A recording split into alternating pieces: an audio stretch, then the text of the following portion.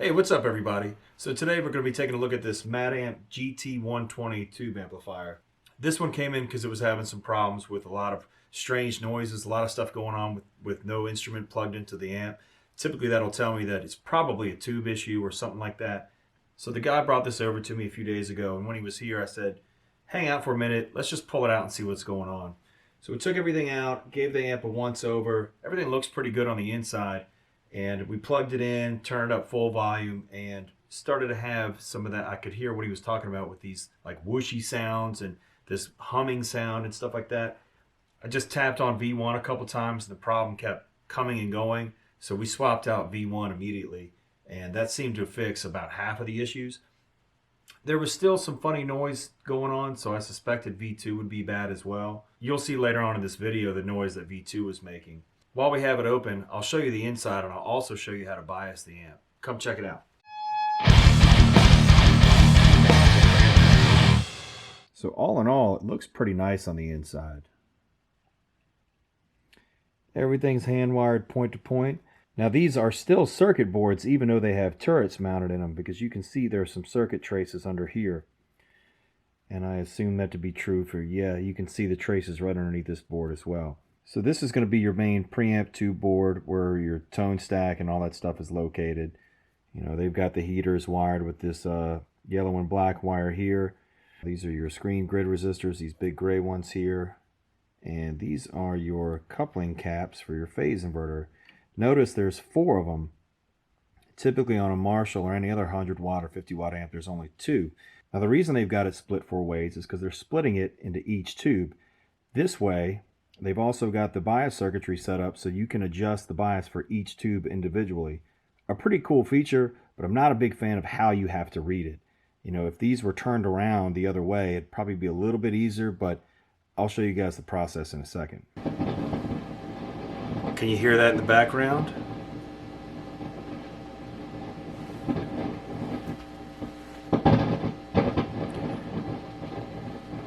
Right now the amp is humming and it's making noise and you've got nothing plugged into the front of it. So typically that means obviously the hum's not going to be with your guitar or any outside interference. It's going to be something going on within the amp. And the amp was dead quiet a few minutes ago, and then this noise just started. Here.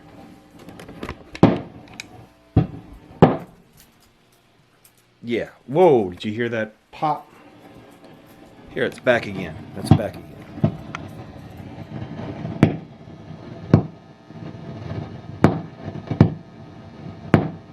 Obviously you should be hearing nothing with nothing plugged into it.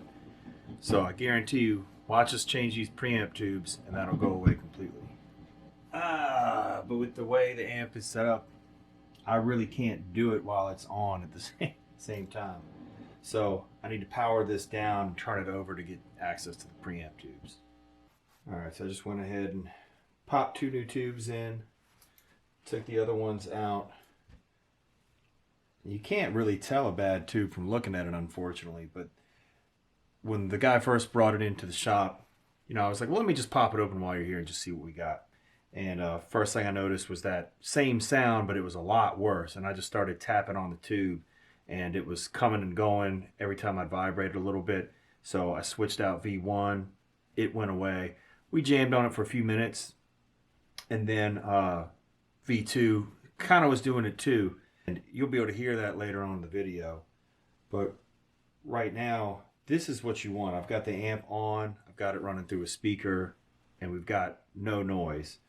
And that's how I was able to kind of single it out pretty quick, because all in all, everything on the inside looked really good. There were no loose or cold solder joints anywhere. You know, the amp is made pretty well. Normally when you get a noise like that and you've got nothing plugged in, you know it's usually a tube.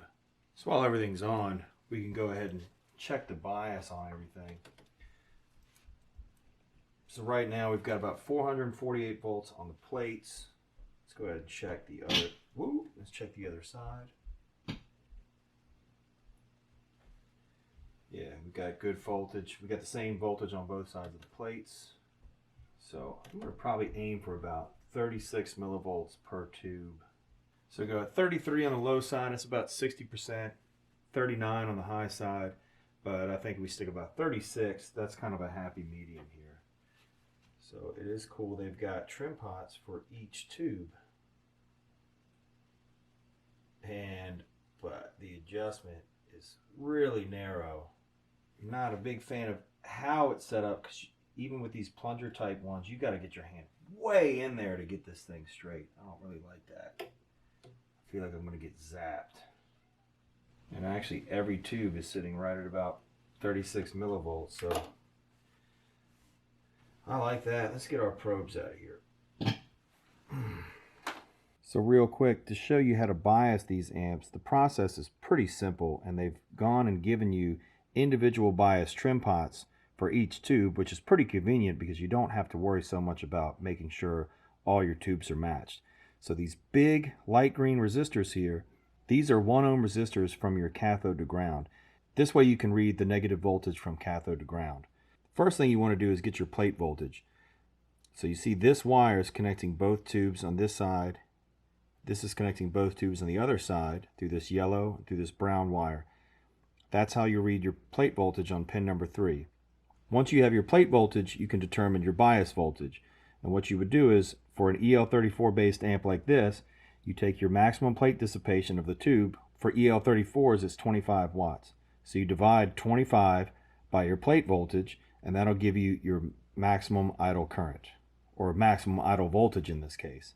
You want to multiply that by either 0.6 or 0.7, so you can be within 60 or 70% of your max idle current, and that'll give you your number. So for this amp, we want to use 25, which is our plate dissipation.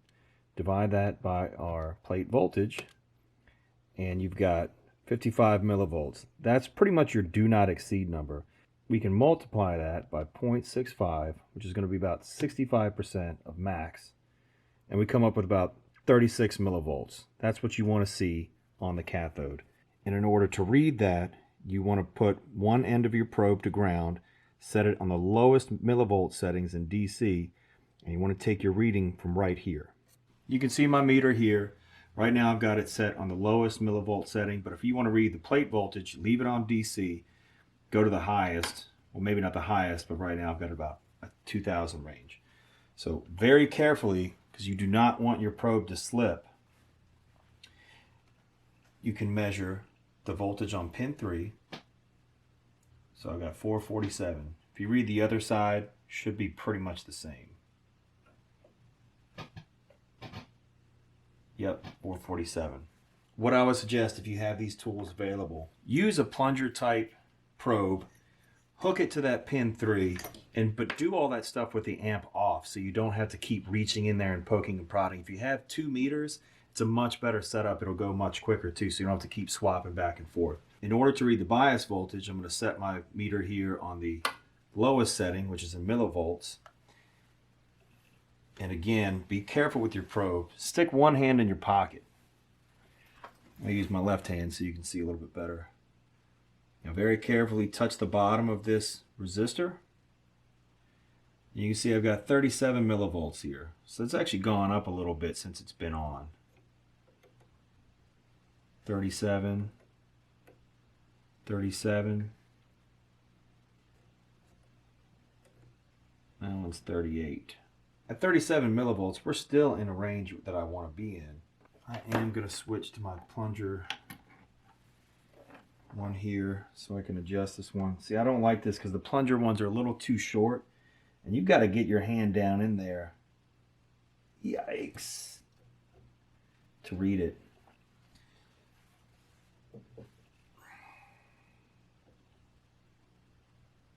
You want to make micro adjustments here because it's easy to go too far.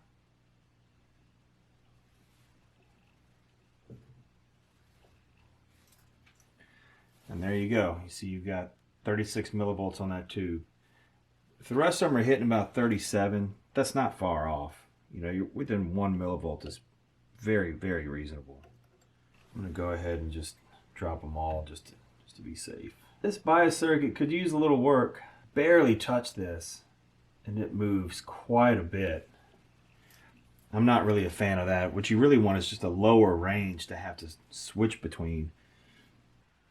Whenever I have an amp with tube issues, it's usually a good idea to make sure the sockets are clean.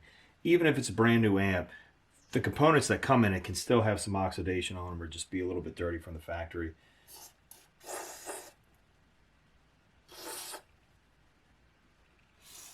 Obviously, you want to make sure the amp is unplugged. You can spray it directly in the socket. You can put it on the tube pins.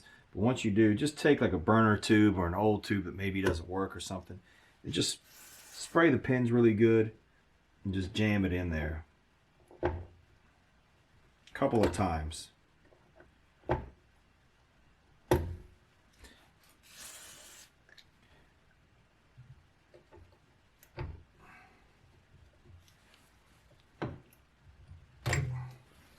And from spraying the stuff in there, you know, you can just take like a rag or a cloth or something like that and get up some of the excess. It's not a big deal. Let's take a listen to this thing and see how it really sounds cranked up. So right now I've got it sitting on a vintage 30 cab with an SM57 in front of it. Volume's all the way down now. I have the drive on this one pretty much on the high setting. Yeah, of course, that's the one I like. It's pretty much at full volume, like not even on 2 yet.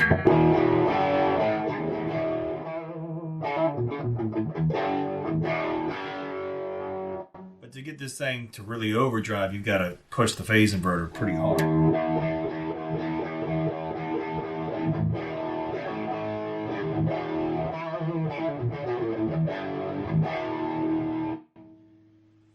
Wow. It's not much louder than it was on 2, but it's definitely a lot more distorted.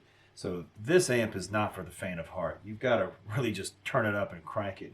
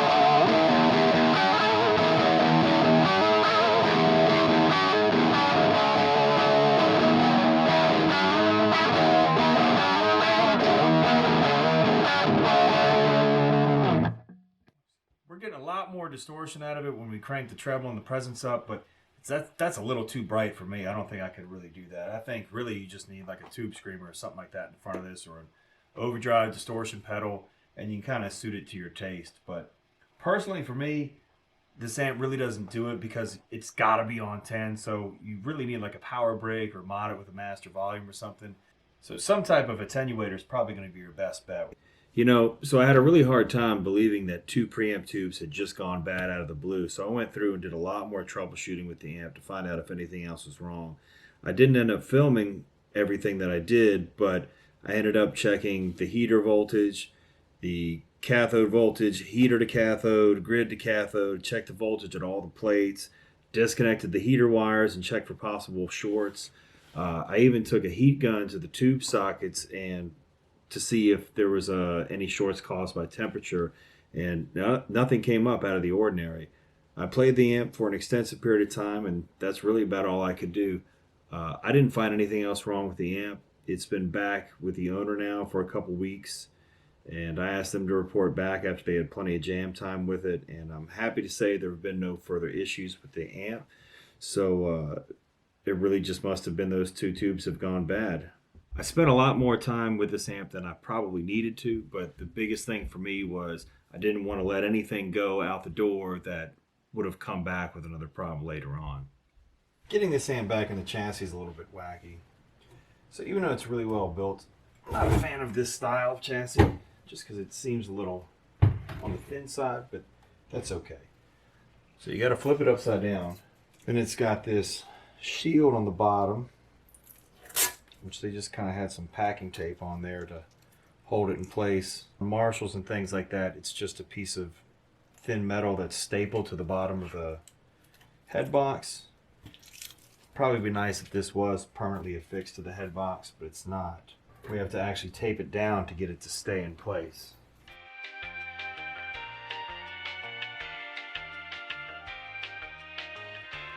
You gotta be fucking kidding me, man.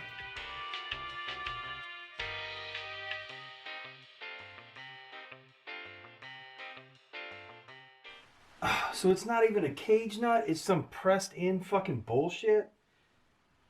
Man, what the? So I actually had to take a Dremel tool and widen this hole out just a little bit so I could fit a cage style nut in here. This is the kind of thing you usually see on like a Marshall or a Laney or whatever. Because one of these nuts here had actually popped out. I guess it's some kind of a press fit into the chassis. But man, if that thing comes loose, you're screwed unless you can do this. Well, that last little bit frustrated the hell out of me. Well, that's it for this one. Thanks very much for sticking with me till the end, and hopefully I'll see you on the next one.